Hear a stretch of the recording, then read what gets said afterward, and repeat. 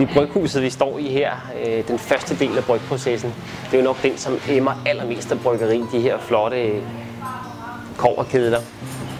Det er her øllet fødes, og det er jo i allerhøjeste grad håndbrygget på den måde, at vi simpelthen står og tumler med malten og med humlen. Vi står og tilsætter med hånden, vi står og styrer anlægget herfra. Og det man kan se her, det er jo simpelthen kontrolpanelet til bryghuset, hvor vi simpelthen kan følge slagets gang, og hvor vi kan forme øllet, som vi nu har lyst til.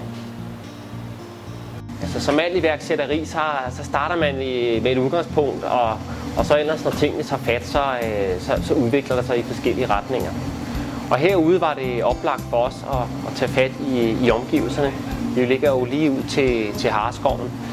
Og på den måde fik vi i 2006, da vi havde udviklet en 6-8 øltyper, smag for at gå ud i skoven og finde nogle af de her lidt mere unikke råvarer. Det gjorde vi blandt andet i et samarbejde med Restaurant Noma, hvor vi bryggede en øl på 100% ren birkesaft og brændenælde. Og i samme moment fik vi lavet vores egen birkebryg, og så tog det ellers til, hvor vi fik lavet nogle af de her eksklusive skovbryg. Og det er simpelthen kernen i vores brygkoncept, at kunne bruge nogle helt unikke råvarer og tage udgangspunkt i skoven. Her har vi skovmærken, eller bukar, som den hedder på latin. Den har været kendt i mange århundreder i dansk folkemedicin, hvor man har brugt den til at kurere leverbetændelse. Men den er også blevet brugt til at lave snaps og brændevin, den herligste skovmærkesnaps. Og nu har vi så taget den i brug i vores øl. En gang om året laver vi vores skovmærkebryg. Et dejligt sommerbryg, hvor vi tilsætter skovblomstens skovmærke, og det giver den her fine blomstrede karakter. Men her er den, og bare sådan en blomst her er nok til at give masser af smag til flere liter øl.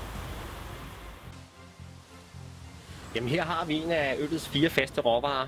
Det er humlen, eller Humulus lupulus, som den også hedder. Det er en slyngplante, og typisk i september måned kan vi høste på planten, og det er humlekopperne, vi går efter. Vi har jo de her fine humleplanter voksne rundt om bryghuset her på Skovlyst, og der er nok til, at vi en gang om året kan brygge vores humlebryg, som netop er baseret på de her egen hjemmedyrkede humlekopper. Og det giver altså smag og karakter til øllet. I det her tilfælde har vi en humlesår, som giver sådan en fint blomstret, lidt hyldeblomstagtig duft. Så det giver meget frisk karakter til vores humlebryg.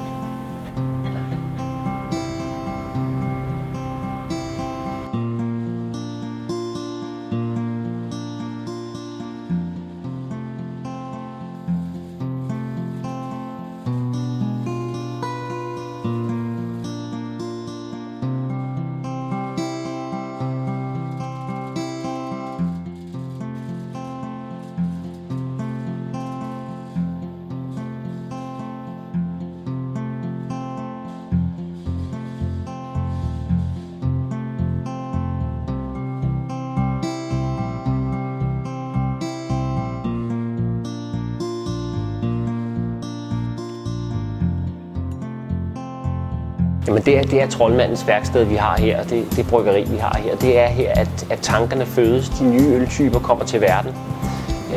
Vi har jo en masse forskellige øl på husets haner, og vi har en hane, der hedder den gyldne hane.